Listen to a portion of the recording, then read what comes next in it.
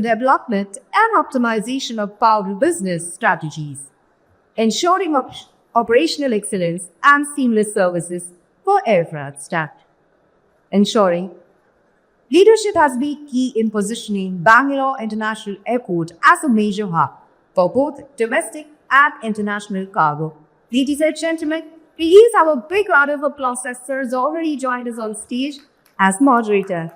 Unfortunately, our next panelist will not be able to join us due to some medical emergency, none other than Mr. Ashish Asa.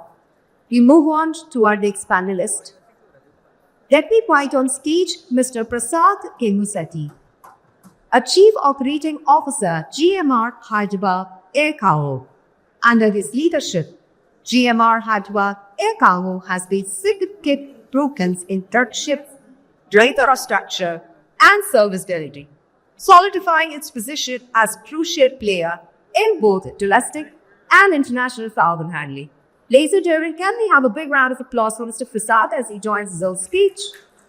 Next, I'd like to invite Mr. Gagan Gupta, Vice President Fargo Air India. His expertise lies in air cargo operations, logistics management, and global supply chain solutions, helping Air India maintain its position as a key player in the global aircraft market. Can we have a big round of applause for Mr. Gagan Gupta?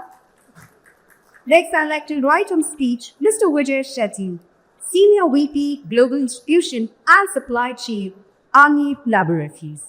With an extensive career in supply chain management, Mr. Shetty has played a crucial role in optimizing Algate's global distribution network and driving operational excellence. Let's give a big round of applause for Seth joins us.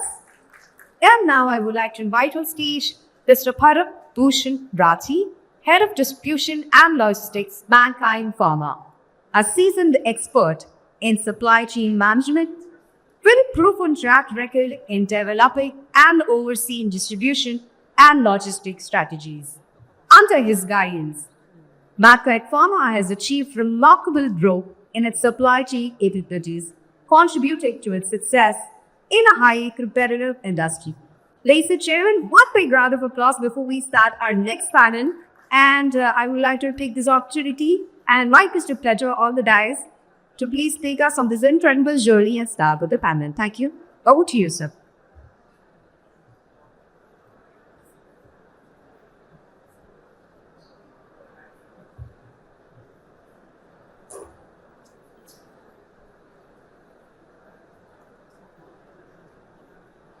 I'd like to start with something which I very strongly believe in.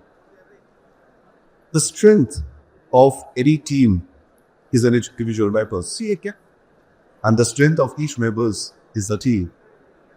Now, what you see here on this dais is not just a group of people. This is a very cohesive team with its own unique set of talents.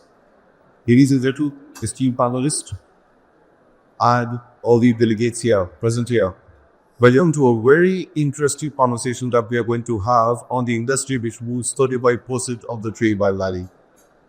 With this exceptional and talented group of people on the dais, we will truly try to explore some very critical topics which are aimed to enhance the efficiency of the air cargo sector. To keep you all engaged, I have tried to strategically draft some quick questions for each of the panelists to bring out their perspective of the Indian air cargo sector on the current state of the sector, plus what we are all aspiring for. As understanding the role of the airport today is very fundamental, as they not just serve as a hub, but are also the integral part of the supply chain. So, given that we are all stressed out in terms of to ensure that we finish the final questions in the set time, I would like you, the panelists, to speak more. And to start with, my first question is to Prasad. Look, Prasad, given that he is the Chief Operating Officer for GMR Hyderabad for the cargo terminal, I understand, Prasad, your perspective. With the increasing demand of air cargo, what specific infrastructure improvements do you believe are essential for Indian airports to support the growth of air cargo? Thank you, Samuel, and thank you, ISCS, for this opportunity what you have given us. Is to Kasi. Firstly, we have to given our target by honorable Spanish was 10 million metric tons.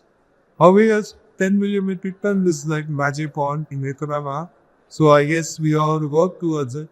For us to achieve the 10 million metric tons, this is what we hope will increase. One is e-commerce penetration. We see a huge volume of e-commerce growth, and we at airports, I'm not going to mention the airport view, not decided not good. We at the airports, as airport historians, have to increase the footprint for e-commerce. We need to create more infrastructures for e-commerce facilities. And if we keep grow to a conventional figure of 10 million metric tons, which is now possible to grow only with domestic e-bush coverage, or any cargo like making it get, we need to create transshipment norms.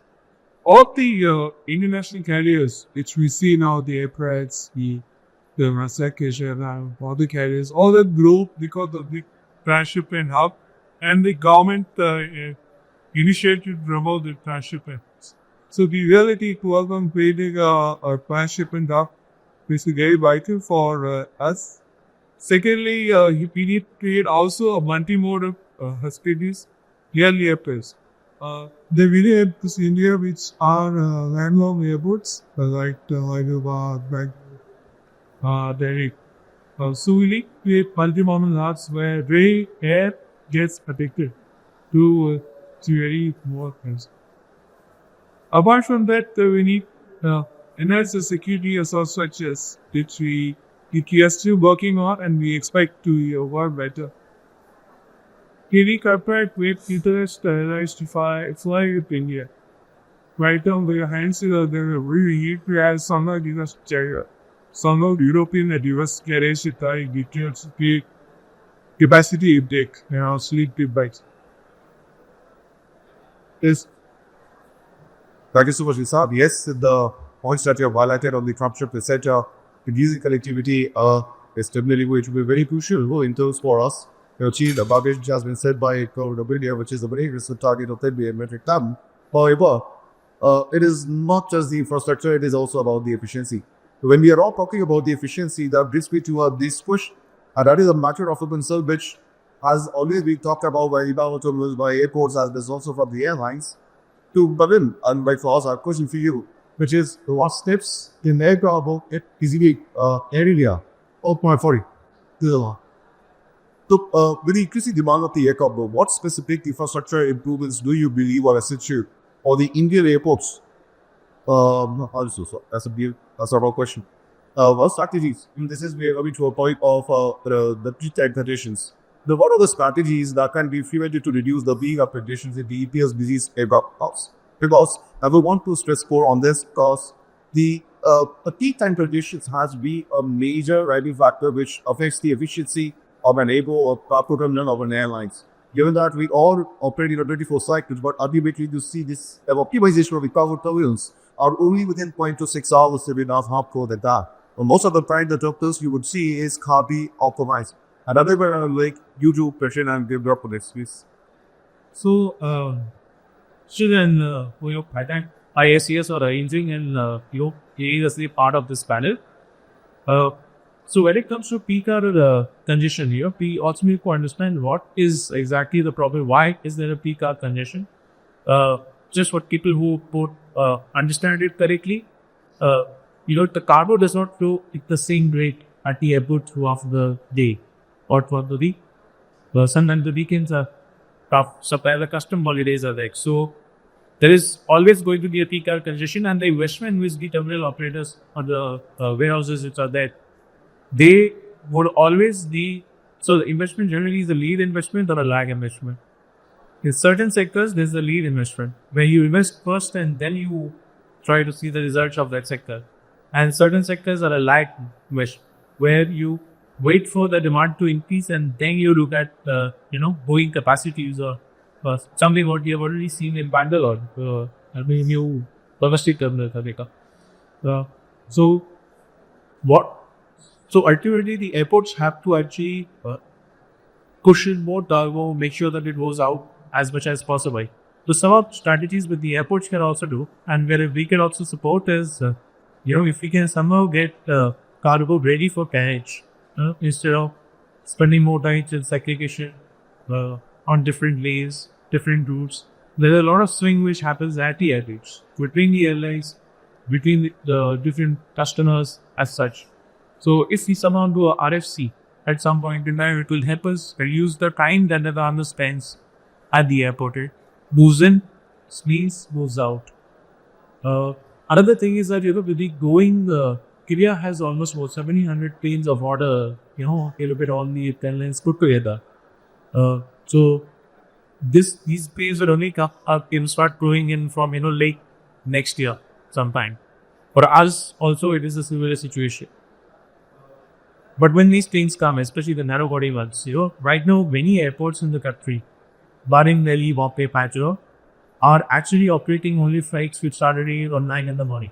They're not operating 24/7. They're not operating, flights with equal VML6A. Once this thing happens, then we'll be able to, decongest some of the airports when it comes to these flights, so that there will be more options to do it. Another thing is that, I would say that, that at some point in time, I see that happening because the government of India is right now saying that they have gone from 74 airports to 157 airports where they are building cargo, which they want to increase by another 83 airports in the next 5 to 6 years. So a lot of the big airports will work in satellite hub.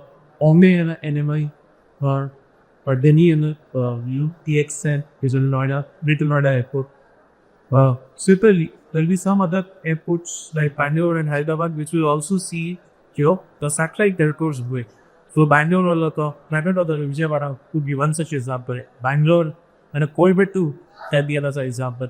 But Chennai and Tirupati, I don't know whether it will happen or not, but I'm talking about airports which are 3 or 4 hours of from the main airport. So that there will be a lot of decongestion happening. People will start choosing these airports as options for Ahmedabad, Baroda, so things like that. So from the point that satellite airports will start taking over, and they will take off some load from the grand airports because the investment required to grow these airports is well have. And it's a master plan generally lasts for 10 or 15 years. But what after that? Suddenly the COVID situation happened. Nobody knew that, so much air cargo. Many people started using air cargo after COVID. So, I think just to, mention, ready for carriage is one thing which I feel will quick up speed. As planes come in, utilization of more slots at the airport in the, red-eye slots as are reshaped at proper satellite airports. This will help us decongest a lot of the current setups which are there, So, Thank you, Vedant. Yes, absolutely right. And I agree with you from all the other perspectives, and also foresee that we are at the airport, we might go end up becoming e-power spawn. The satellite airports could be up to center about the airlines, right? So, you have heard of pictures of the service providers. Now, moving on to the service users. So, this push is to Mr. Vivek. Now, given that you're from your standpoint, you present pharma industry, how did you see, or how important are these specialized facilities such as coaches at Kepot or post switches at Kepot, and what innovation further that use would observe that can enhance the supply chain reels? First of all, thank you for inviting to this event. From a pharma perspective, today India is known to be the pharmacy of the world. Though the infrastructure point of view, we are clearly seeing a sea change in the airports in the country. This Nitin talked about at least 5 years down the line, we were strapped to satellites areas as well. And what is more needed, if we have to actually make full advantage of the situation that we are in the pharma industry, is to have more and more investment in culture perspective. Our customers are clearly interested in terms of understanding whether in the journey of the cargo at any given point in time, whether there was temperature restrictions. And that's where I would say today we are in a much comfortable position, particularly in metro areas where I would say Bombay, Delhi, and Bangalore, we are very much comfortable in moving our cargoes. We have, I would say, at least for the last 3-4 years, we've seen drastic reduction in customer complaints of the temperature discussions. But at the same time, what we've seen is there's slight lack of collaborative, efforts among service providers. As a shipper or as a manufacturer for ship products, for exports, particularly you deal with n number of service providers, facility transporters, customs carriers that the airport authorities, the airport manage a bad amount of them. But at the end of the day, whether everyone is aware in terms of how the cargo has to be handled, because at times there are capsules, tablets, there are injections which are being transported to the different countries of the world, and when the shipper which is at the destination, we would want that the customers can see the same quality of the shipper as well, it reaches their destination as well. At the same time, like few I was in markets, we have responsibility to also take it to it. Okay, so many a time when the pickup is delayed, okay, we always look at storage at the destination. And suppose when we import cargoes into it. So, like Prasad talked about, okay, India to be how I was saying, there's a long way to go. Of course, there are many airlines that are capitalized on the current situation. But if in Asia Pacific, India has to become a hub, I would say not only investment from an infrastructure is required, but also from I would say how can we come up with new such, whether it is multi-modals, air, sea, together. Because post-COVID, air transportation was very critical. It was, and we are now very certain that even after COVID, there is this Hamas war which is going on, Ukraine, Russia is going on, and there's something or the other activities will happen. So in this given situation, how can you reach your cargo to your customers on current? That is very crucial. Air shipments are, I would say, you don't wish to ship in committing by air because air shipment is costly. Goes through it, even the space from the most of the airlines who actually operated from India did at their political spaces still not come up. In fact, that the demand has soared up so much that the freight rates they are much higher compared to what we used to a year ago. But still, they have no option because of disruption. Because at times, our suppliers in China or the US, they are not able to get raw materials to manufacture raw materials. Because the raw materials have come, our manufacturer is impacted. And because the lead time has passed, and I promised the delivery to my customer at a particular time, I have no choice but to use an. So, in this given effort, I would say there needs to be a scenario, the effort efforts, service provider to see that how things gets it done seamlessly from everyone. Thank you so much. And let's push it to be over to Mr. Bharat. Well, very similar question to you. Like, what collaborative strategies do you think are most effective for streamlining customer processes and improving cargo purchase systems from the previous stakeholders, the school batch? Very nature. And I was commenting how it is just because you can see the other account and file invoice that here is it's a good aspect. And this is their third edition and it's a bit behind what they are messing it up. It's a bit of them or just intelligence. Ahana comes to you. See, when it comes to inefficiency, one thing is clear that customer will not pay for homeopathy efficiency. No matter how good your product is, because innovation is the only constant. So some may be there, some producer will be there who will produce better than your product. And if your product has the inefficiency, you will not pay. You can pay for a shorter duration of time, but not. So just adding to the point what Vijay told us that what exactly the specialization required.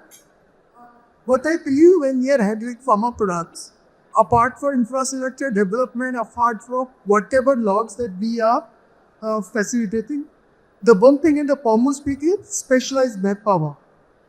The pre-queen power is something that its scarcity as on today, whether it's comfortable, whether it's warehouse, whether it's any production facility. So still we are studying that if we can get a trained manpower who can understand the product, who can understand the utility of the product, and how the environment can affect the product. That is more important. So now coming to R, that how can these different societies or different honestly is companies, whether it's state authorities or service provider or security agencies can come together. I just only got the news that Bangalore airport have an integrated system where even can a shipper can also see what's going on, or it's a dead up to you. As I assume that this will be replicated to all the other airports, at least big 10 airports. At the same time, what is most important is when a service provider is taking goods from you, actually I have no clue that where you're going to book them. Obviously, there are certain service providers can share that I am going to book this, but actually I don't have any control over it. But we are into service level agreement. What are the services that they have got to give us? At the same time, when it comes to specialized pharma product storage handling, barring 2-3 big airports of country, still there is long way to go. Most of the time, we are saying it needs to be handled. The first and foremost is the external environment, whether it's RH or its temperature, that can be maintained for a longer period of time or not. Most of the time, the answer is no. Even if they have the facility, it's just like Delhi or Mumbai, like that, where we have so much of cargo load. In this entirely cluttered, so we don't find space. And then comes the training part of the manpower. Even if it's an exposure of a 2 hour for product, it can affect the efficacy of the product. And if it's a human consumption, we don't know it's like to consume or not. So, what is more important is that COVID agencies and shipper can get a transparent system where we can talk each other near that. Right now, there is a blackout of us. One day after 2 days, we get a report, the shipping is there. It's got off of it because of so reason. But the damage has been done about it. It's a 24 hours now, 8 hours now, and we get to know that it's an occurred. But yes, we have certain arrangements outside here. So see how fragile this system is, that I am on the mercy of either a service provider or real that service provider is getting services from airlines, from security agencies. Is it just like it's worth value? It can be $1 million shipment for me. So all the aircraft like the products. And when it's $1 billion shipment, it's a concern. And I am on a mercy of a person who is actually having a very low and very prescue state in entire value chain. Probably I am giving 1% to the for getting that service done, but my 99% of the value is upstream. And still we are struggling for that single platform where we can have a transparent system and where we can get those perspectives stuff. I'll add one topic on, particularly from custom perspective. Then there are various stakeholders, as I said, right? Today, what happens is, I can give a live example which we went through. When Keva War happened because of the Yehutis attacking the shipping, the methods, okay? So at that particular point of time, suddenly a sea shipment which I was bigger player in cut when we informed customers saying that because of this there will be an extra 15 days time. Immediately the request of customer was, oh, we will go out of stock and lose customer, our customers as well. So you better buy air. Now, documents are already in custom. At the end of the day, whether it is air or sea, customs is custom. At the end of the day, one has to clear. But pay which can to actually go through in terms of taking it back, moving the cargoes and other things. If the wish list is, if everything is in one place, things will become much better than the shippers as well. And that's what I would say we've observed in many other countries. I would say you go to Thailand, I would say this is one example we see in the other case of war is permanent. Many of the processes are permanent for the shippers. Keva, further agree with you on this. So this is a paga which has been an matter which has to be at terrace. You know, when you have one custom system, so you have two different modules, and unfortunately, I'm very sad that they don't talk to each other. It is why we have a topic for collaboration. It is not just a collaboration of all the stakeholders, but it is also collaboration between the airport and seaport, like service. Two.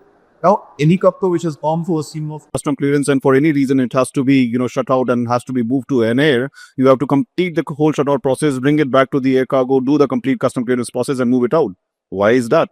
It is the same as custom size gate system, same information, same process, everything, right? So ideally, in this such scenario, a cargo which has been customs cleared in an ocean module of an ice gate can be integrated to an air module, and the shipment can straight away be sent via bonded truck to an airport to be uplifted by any of the airlines. Ideally, that is something that is required to be taken up. Hopefully soon, under various forums, we are trying to address that. But this is also a forum which also needs to be. We would be very happy that the service users like exporters and importers also come forward and start talking about this to customs and doing certain representations along with the various forums that we are all trying to do that. Because it is not just only, as I've said, we are all team. We will never succeed if we are all continuing to work in isolation. We will all have to work together, right? So, yeah. So when I tell our suppliers saying that why don't you get your cargoes, your APIs into India, and from there you supply to the other APAC countries. Okay, one of the things today they do it. They either use Dubai or Singapore. Is I think most 90% say the same thing. Yeah. One of the things is this flexibility is what they want. Absolutely. Okay. And for us, if this happens, understand the kind of working capital that we block today, just because the lead times are higher and we're not able to store it, we have to actually invest in the APIs well in advance, even for 3 or 6 months. That much cash is actually getting blocked just because that kind of facility is not available. Right? Yes. So, thank you so much, Vijay, for stepping in. But in continuation to that, my next question is to Prasad, and that might answer a lot of discussion that we just had for the last two questions. So Prasad, the question to you is, how do you envision the role of automation and technology, such as IoT and AI, in enhancing the operational efficiency within the airport cargo system? Yeah, thank you for that, Samuel. The idea is, like everyone here and the panel had said, there are two different documents for air and sea. More so, there is no GST for sea and there's GST for air. So these are some of the pain points which you've addressed the ministry already. So when we say the ice gate of customs is common for both air and sea, so we need to have one document, one integration. So what I see recently in the recent past is Malé Airport. My friends are here from Malé Airport also. Malé Airport is converted sea to air very efficiently. Within a span of 12 hours, any cargo which comes by sea into Malé gets connected by air. So when a smaller country like Malé can think, why not seaports, and me opportunity to change sea to air or air to sea, however it may be, based on the demand. Now, coming back to your question, what you have told, Samuel, is that number one is everywhere we go, I attended many sessions and they ask me, what is the automation? What is the technological advancement you do to make sure you give a better environment for cargo? Gentlemen and ladies here, automation and IT cost a lot of money. Whenever I go to my board saying, boss, I want to do a robotic process, they will ask me what is my ROI. So having said this, it's not that we are not investing in any automation or any other technologies. As an airport, airports are investing in AMRs, AGVs. They are investing in robotic arms and smart conveyor systems. One point which Gagan had highlighted is cargo is not coming ready for carriage. What we see here is in the airport, though I have a smart conveyor system, I can't implement it if the cargo is not labeled or assigned properly. So these are some things which are trying to educate the shippers, the freight forwarders to get the cargo. Apart from that, airports are now getting into real-time visibility of the cargo status through IoT models or to cloud computing. So once your cargo enters the warehouse, you'll have real-time visibility of how the cargo is handled, where the cargo is kept. Similarly, you'll also have the real-time visibility of the temperature mapping of the cargo. This is something which I know Bangalore has invested, Hyderabad has invested, many of us are investing into this. So this is something which we see will happen. The other thing which for Hyderabad, what we're doing is called predictive maintenance. So the earlier panel said you need to cater 15% more cooling power when you have a pharma unit. I disagree. Maybe he's right, but I still disagree with him because if you do predictive maintenance, when an AI tool is involved in maintaining your assets, it works out really faster, and we have seen a lot of efficiencies and cost savings because of predictive maintenance. Apart from that, we are also trying to get a system which gives us clear visibility to all the airlines, to all the shippers, all the freight forwarders, where they sitting in the office can know when the cargo is landed, what is the status of the cargo, and also to some extent the image of the cargo when it enters the warehouse. Otherwise, so these automation tools, the automation initiatives are many because we have also an in-house supplier called Innovex where we have kids working on new startups on different automation process and everything. This is something we are doing as part of Hyderabad. Yes, sir. Thank you so much, Prasad. Yes, you stressed on very important point. While we all want to automate, the cost of automation doesn't come handy and easy. However, moving on to my next question to Gagan. Gagan, Air India has come a long way. You guys have a very interesting numbers in terms of growth compared to the last year.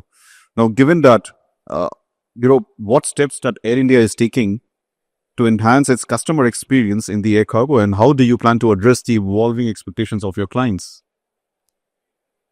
So, the question when it came, so I thought it was very interesting because, I've been an Air India customer before I was an Air India employee. And every time I meet a customer, I, sometimes humbly start by saying that, each of us has had some or the other bad experience with Air India before. But, as a part of a 5-year transformation journey, which we call it Vihan, we have completed 2 years of that. We classified that as, taxi, takeoff, and, the flight, which is there. So we have completed the first 2 stages of that, where we had to get our systems and processes ready. Many people don't know, but we have an in-house, IT development team of 700 developers which sit in Cochin. This is an investment which we have made. In my previous company, I was running a 100 crore business with 23 people. Here we have 700 people sitting in Cochin. So a lot of money is being invested by Air India, not only in the assets, which all of you see in the news, but at the back end, we are trying to improve our systems, so that they talk to each other. We are going to come up with a very cool, cargo management system. It is going to come up in April 2025. apart from these systems, what we want to change for our customers and for our passengers as well is that we always feel that in this industry, in air cargo, the communication, whether it is between the airports and the airlines, or shippers, or the airports or shippers and the freight forwarders, the communication is kind of broken. People still operate out of Excel sheets and WhatsApp instead of using APIs or the systems talking to each other. We really want to change that. Many a times so we have climbed quite a lot in last 2 years. We were down south somewhere, and now we are amongst the top 30 airlines in the world. So I always tell people that, if you have to do something, if you keep on doing the same thing, you keep on getting the same result. So as an airline, we want to think very differently. We don't want to step up the ladder. We want to, make our own ladder, to be very frank. If I talk about the things which I have noted down, we, for air cargo specifically, we want to improve our communication, make it more digital. We want to improve our transit effectiveness. We are still some time away from getting the same or similar network as our nearest competitor. So in that period, we want to use our transit network much more efficiently, where different hubs like Bangalore, Hyderabad, Bombay, in fact, Ahmedabad, Lucknow will come into play very soon. We also want lead time reduction for our customers, so that, our arrival times are no longer 120 minutes. The cargo doesn't reach out to you in 120 minutes or 150 minutes. We can actually try to achieve 90 minutes. So we are putting a lot of effort in assets at the airport, both on air side as well as land side. On international front, while we have direct connections to many locations, we are also tying up with a lot of interline partners. We have seen over the last 2 years that the acceptability of Air India as a partner has increased drastically amongst all the interline partners that we have engaged with. So, to be very frank, we are doing partnerships with people mostly in Europe, because we want to reach to area 1, which is US, with, let's say, 15 tons of belly cargo every time. It is not possible unless and until there is a stopover in between, and that is why Europe is going to be a very important and critical gateway for us to area 1. And very soon, once we have our own cargo management system, a new cargo management system, we will move to a dynamic pricing. It will start with international, but it will move to domestic, so that right now the pricing is mostly fixed. It is on a tariff, and the customers actually are charged on a particular tariff, but it does not change dynamically on the basis of the value of the cargo, the density of the cargo, because at the end of the day, we need to balance the CG of the plane. We need more and more AI, generative AI, machine learning to understand that, if let's say I'm carrying a high dense cargo, I should give that a higher priority because it improves my CG. We have not reached there yet, but we are working towards that. We have already done that with the fuel, with the help of AI Smart. So incidentally, we are also called AI, and the world is gravitating towards AI. So it's a good thing for us. But very soon we'll come up with a dynamic pricing, start with international, then go on to domestic. Yeah. So that our customers know that, like you have airfares which are different throughout the day, you will also have cargo rates which will be different throughout the day. And it could change from Monday to Tuesday to Wednesday. So people can actually, it will also help that peak time congestion which you were talking about. If the price is lower on a Monday, you will probably see people tendering more cargo on Monday, which is typically a, half day holiday. We are cheetahs on rest of the day, and we are walruses on Monday. That is what these. So that's about it. Yeah. All right, thank you. So before I move on further, Gagan, after doing all this, will Air India commit the lowest price? So, I always feel that, from a price economy, typically, Southeast Asia, India has been a very, very focused price economy. We really need to move from a price economy to a value economy. I see that, with the main force which is behind us when it comes to being a value economy is the population. Both India as well as China have this advantage, but we have an advantage of language. We can operate out of 96 countries very, very easily with the help of the English language proficiency that we have. So we need to move from a price to a value economy. The cost focus will always be there. But we believe our shippers as well as customers as well as airports start looking at that as a major factor. I'll give you an example, I'm pretty sure each one of us has used Zomato and Swiggy, for ordering food. If you order food from Zomato and Swiggy and if you go to the restaurant and have food there, typically there is a difference of 30% in terms of pricing. It has been put out by many people in social media. However, still you keep on going back to them. Why? Because they offer you the value. If you take your car and go to a restaurant, you'll probably be spending 500 rupees on a diesel or a petrol. But you see that somebody is bringing food to your home, probably in a hot condition. So they have created a value. They have created a space in between. So each one of us in our industry have to search that value that we want to create in each of our space.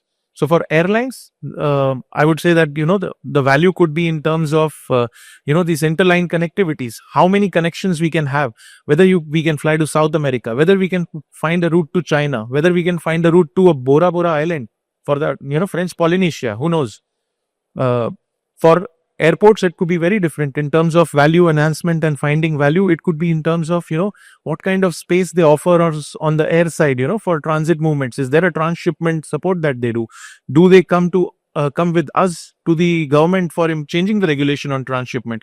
Do they give the cold chain? Do they help us keeping the cold chain unbroken, throughout the entire Why is Hyderabad the biggest pharma market? Because, the city, the state, the airport has invested in cold chain. They are the pharma leaders so they have created a value.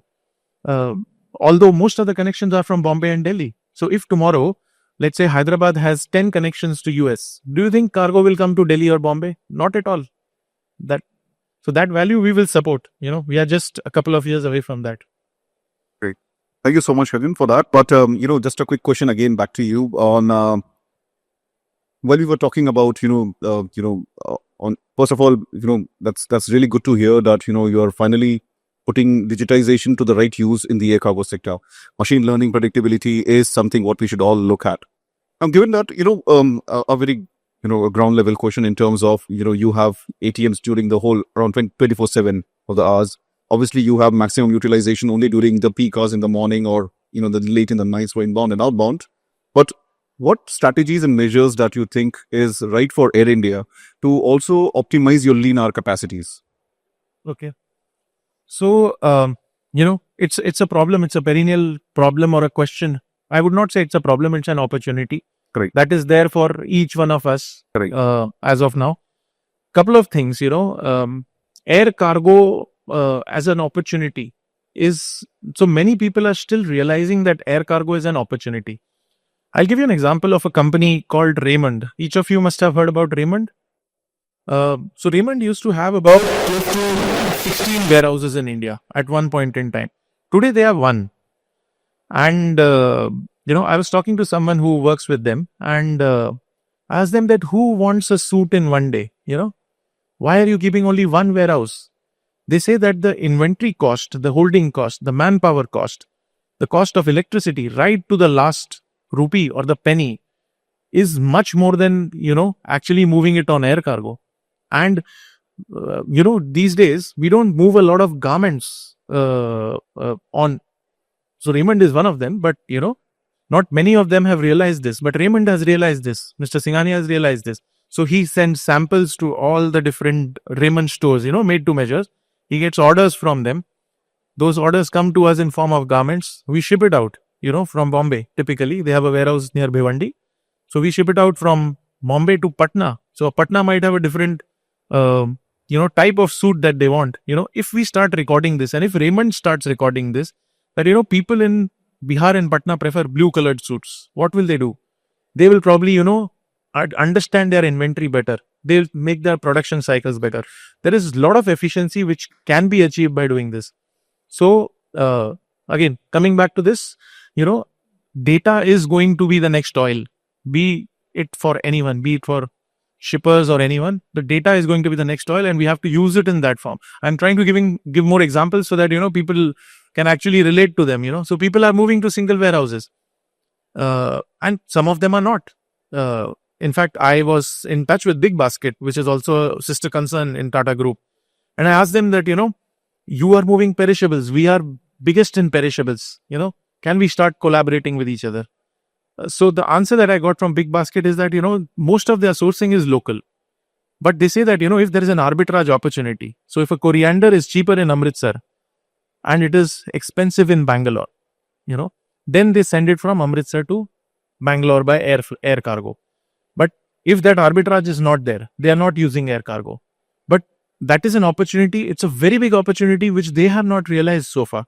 We are trying to make them realize, but we can only try, right? If there is another customer who can understand this vision, we will be able to, make the industry understand that air cargo is as viable as possible, or as viable as compared to a road shipment. While the government is putting all the efforts to improve the road and rail infrastructure, so they'll hit us below our belts, but that's how it is. You compete. The fittest one survives. Yeah. So I also take it from the perspective that they are not just the competition, but opening more opportunities for us. Yeah. Yeah. So, the points that we have brought in, I believe that might certainly, bring in a lot of interest to Bharat Bhushan, because he is big time on domestic operations and domestic air network. So probably, there's a good opportunity for you to speak to Gagan later. But that brings me to my next question, that is to Vijay. So Vijay, in your opinion, what role do partnerships with logistics players, providers plays in ensuring the timely delivery of the time-critical or pharmaceutical products, and how airports can facilitate these partnerships? Yeah. So I give an example of partnership with Maersk. Okay. During COVID, just because we had a contract, of course, we don't do everything with Maersk. We also have freight forwarders as well. But because most of our critical shipments are for US and other European markets, we never had shortage of inventories. We had containers available and it had to be maintained at a particular temperature and we could ship it on time. Though, of course, during COVID, there were rate escalations and all that, and then de-escalation as well. We went through that. But reliability is one important aspect in terms of making sure. So while selecting a service provider, reliability aspect becomes a critical thing. Okay. From an airport perspective, or an airline perspective, okay, we don't see that much of action coming up because during COVID, there was scarcity of capacity in the airlines. Okay. And because of which at the air cargo level as well, we were not very confident at that particular point of time to store everything there. We had to move things to our Panvel facility and from there we would have moved it out. Okay. Now I see a lot of change happening in many of the cities where we have the cold storage facility and the right facility with, as I said in my previous question, in my previous answer, that the temperature excursions have now gone down. But what is more required is that how can we look at storage facility for air at one area? Because as I said, do I have the flexibility today? Because if I say I have to move my cargo by air, then only I will move to an air cargo. Okay. Otherwise, I'll move to another warehouse, which is also another temperature sensitive code. So can air cargo provide that facility? Okay. As I said, can there be one facility? Today, I am using a 3PL facility rather than a air cargo facility. Air cargo facility is only utilized when I'm actually shipping my cargo. Okay. Not for storage perspective from a long-term perspective, because unfortunately or fortunately, you can say, in plants, typically what happens, you have a limited storage of finished goods. Once the finished goods are ready, you have to actually keep on shipping and you have limited capacity. Once you move out of that capacity, you have to actually look at warehouses. Can that gap be filled by the airport is a question which we also have, I would say, while interacting with some of the key I would say personalities in this industry. I would say Tushar Jani, I think, has facilities in here. So we keep on discussing this thing that how we can bring commonality, okay, and not brand it, because ultimately if I'm storing it in another third party facility, it is also storage cargo itself, because there also I get the same kind of a service. The only thing, when I have to ship it out, I bring the cargo, incur additional transportation cost, another leg cost just to bring it there. So that's the kind of expectation from a shipper perspective, saying that how can we bring that commonality, and also from the other leg perspective, because it's not only about warehousing. Well, can you also look at transporting it in a cold chain perspective? I think that would definitely help us, help shippers in a long way. Absolutely. Gagan, you had some point of view? Vijay is giving us startup ideas, what to do, what can be done. It's, the points are all valid. Yeah. But probably Prasad sir can also elaborate. But, the kind of investment that it takes for a terminal operator to invest in vehicles, to invest in a bigger storage facility, which may not be utilized at 100%. A 3PL serves 10, 15 different customers, and that's why they utilize their space better. But if we make a similar space at the airport, first of all, the land is more expensive. Secondly, the utilization will always be under question whether we are able to utilize it to the fullest capacity. So that lag lean effect will again take place. Yeah, Prasad sir. Yeah, that's why the government has to chip in, by creating multimodal hubs or a dry port, like what they call them in landlocked airports like Hyderabad, Bangalore. So yeah, this will work, sir. What you said will work. We can create a dry port, and the dry port can serve both air, sea, and road. So this is workable. That's a good idea. We'll put it forward. So our Prime Minister of the country has vision saying that India would be the next manufacturing hub, and all actions are towards that direction. Pharmaceutical industry is already talked about as the hub for the world. So I think when we're moving, the demand will keep on coming. Okay, we have a lot of Make in India initiatives, which will definitely fuel into making a business case for such kind of investments, I would say. Yeah. One of you would like to add? See, what we also need to understand, everything cannot be done on the very first day of ROI. So it will have a gestation period. And see, ultimately you need to first develop the infrastructure. Otherwise it's in chicken and egg story. Ki first we need a customer or first we need an infrastructure. But all said and done, see, there is too much of a price disparity is also there.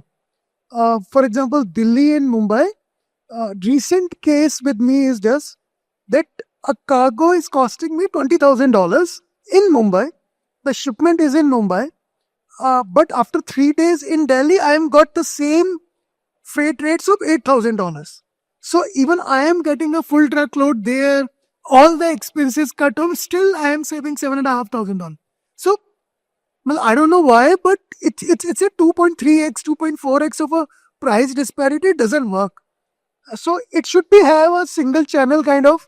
If it's in grade A airport, Bombay, Delhi, Mumbai, I don't know how you guys will do, but grade A will have this rate, grade B will have this rate. So at least shipper can have certain flexibility in terms of that. Otherwise, it's in competition, cannibalism only, that Delhi is cannibalizing Mumbai, Mumbai is cannibalizing Delhi. Ultimately, load remains the same. It's not something that we are increasing the load. So we need to understand these small points. Probably these are the startup ideas, but actually now government also thinks about these startup ideas, because every time they cannot have a 20 years vision. Sometimes small basics can boost something, and small basics can boost the entire industry. So I would just like to add one point here that, a lot of marketplaces are already there, who have started showing the prices of airlines from different cities. So you can, it's mostly it is being used for price discovery. People are not booking their cargo on that because there is, it's not 100% digital. So you can check for a price on those marketplaces, and then you go to the airline and you say that, I will give you additional cargo. I'll commit 50 tons. I'll commit 150 tons. This is only a price discovery. So what I see as a trend, the marketplaces will exist, but they will only be there for price discovery. Many people don't go to the, passenger ticketing websites to book tickets. They only go there to check that which ticketing website is giving a lower price. this will happen, continue. Now, the real thing what will change this is that when such marketplaces are airline specific. So a particular airline has their market space. It shows you that, if you ship via Delhi, the price is lower. If you ship via Bombay, the price is higher. It could be because the plane is empty in Delhi and the plane is full in Bombay. So you will in real time know that, what is going to happen and what is happening from one city to another. If it's viable for you, you will move to Delhi. If it's viable for you, you will keep it in Bombay. If it's urgent for you, you will keep it in Bombay. So these things will happen, but airline specific marketplaces, or it's not marketplace, but airline specific price discoveries will definitely happen in a couple of years. In fact, Gagan, we are already utilizing it. Okay. And we know why Delhi is already making a lot of sense. Like many a times from Daman, I moved my cargoes to, instead of Mumbai, to Delhi, just because even after paying the transportation cost slightly higher, I still saved a lot of money. That's a good feedback. We should increase our prices from Delhi. So, We don't use Air India. gentlemen, though, yes, it is a very interesting discussion that we are all having. But in the favor of the time, I have few more questions. In fact, a lot more questions which we have to ask, which is very interesting for the audience. But Bharat, coming to you over, how crucial do you feel is the focus on sustainability in the logistics sector as a whole, and what industry-wide initiatives are being implemented to address the environmental challenges associated in the air cargo sector? See, sustainability is welcome if it's not coming with cost. Absolutely. So as a company, we are committed that we will be carbon neutral by 2030. And not only that, right now my 9% of the network is on sustainable fuel. So we are either on EV or CNG kind of. We are using the sustainable packaging material whenever we are transporting on passive packing for cold chain maintenance. So these are small steps. I'm not saying these are huge. But yes, when it comes to air cargo, obviously the lesser will be the better, because we will be consuming more carbon in air cargo than in sea or road. But yes, we are creating less dependency by predicting better in advance with the help of new cutting edge technology or planning platforms. So we are recently elaborated and installed AI ML capabilities also in that, which is giving 80% of the accuracy when to produce and when to deliver in either domestic or international. So that is giving the less chance that we can reduce our 20-25% dependency.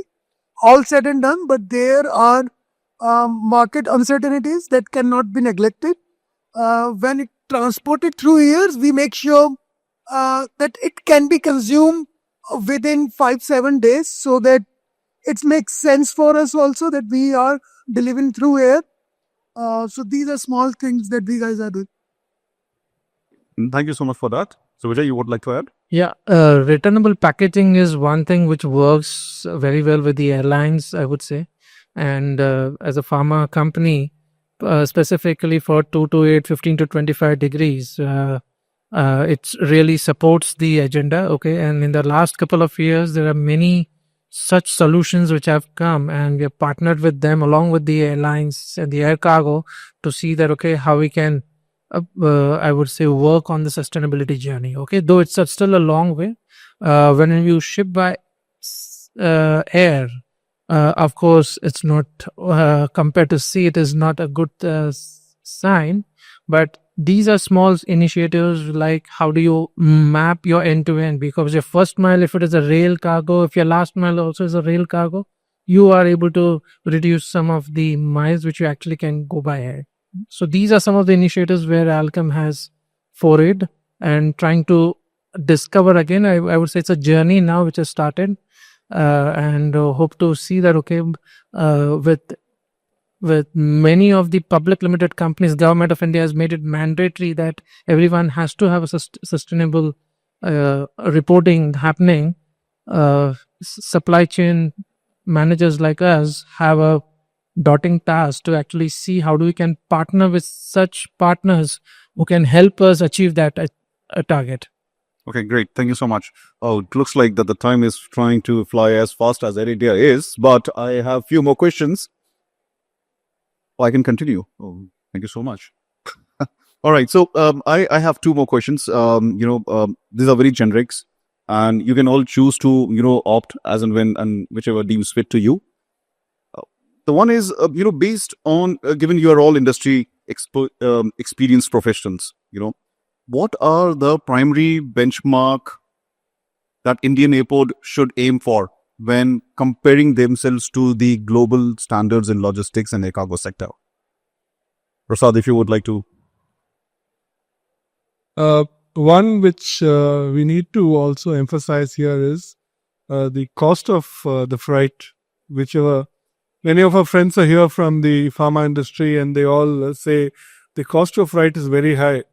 No, but I don't know whether you compare with Europe or USA, because our cost of freight is much, much reasonable than the cost of other airports. Also, what we should benchmark is how the system, how the custom process are handled.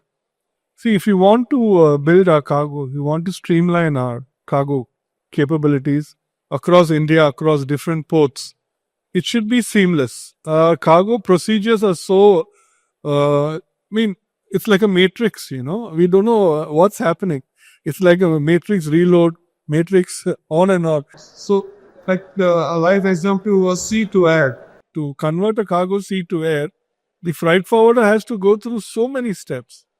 If a shipper wants to convert an airline, want to change an airline, he has to go through another 20-30 steps, and the time delay.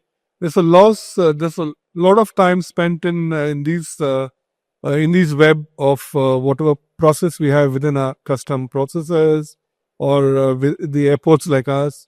So we need to streamline that. So we should have a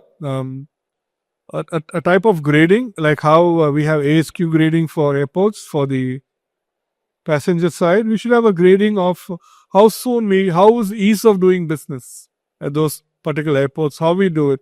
So the ease of doing business not only on paper but in reality it should happen. That's how we benchmark ourselves. Vivian, from your perspective as an airline? So, I tend to agree with Prasad sir completely that, while it seems that the cost of operating at a particular airport is very high, when you compare it with the global airports which are there, the cost is very, very different. You can never match those costs. Those costs are pretty high. And secondly, when it comes to airport infrastructure, or when it comes to, developing what we are developing at our airports, there should always be an expansion plan, for each and every airport. Now, for some airports which are constrained by, population around them, especially landlocked or population around them, I would just say Bombay Airport. Yeah. It's there is some of the things which, the CUT has done here is that, they have outbound from the first on the top floor, and they have inbound, which is deliveries from, 3 levels below.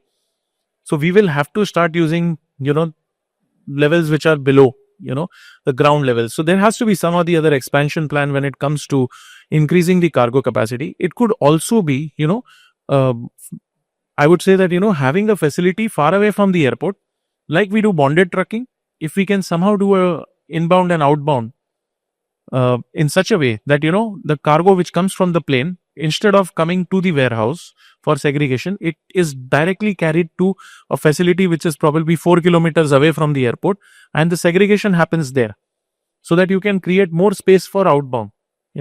If this as a policy is followed by all the airports, then they will need probably a 2 lakh kilometer or 2 lakh square feet area somewhere outside, but it will make segregation so much easier. They can convert some of it into cold chain.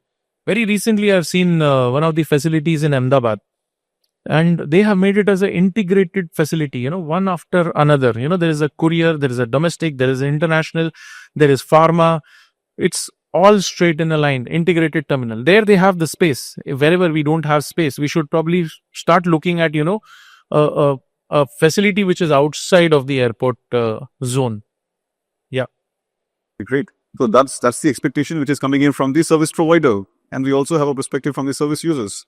Yeah, from a user perspective, we would like to we have dedicated freight corridors coming up. Okay, can we also look at something similar for the air cargos as well? Okay, where in every manufacturing hub that we have in India, okay, how can goods seamlessly move, and whether it is custom clearance, booking with airlines or the shipping line can clearly happen, and the documentation hassles can clearly take up.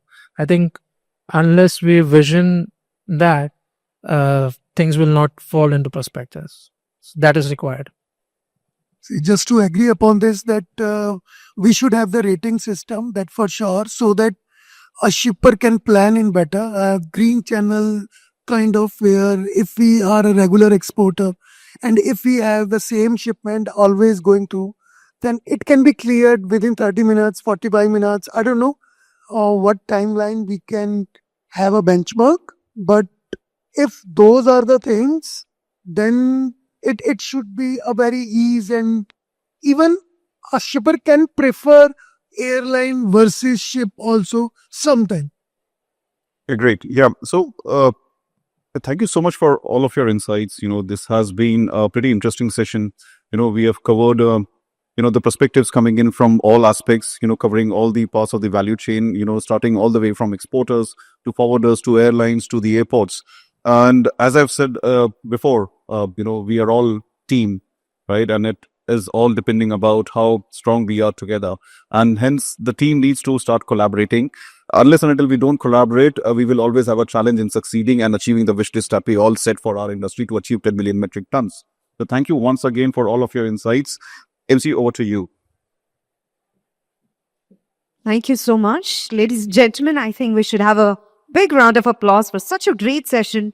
It's truly insightful, and together we unravel the frontiers that are unlocking a new era of logistics. Thank you to our panelist and our moderator, Mr. Fletcher Samuel, for empowering us with such great knowledge.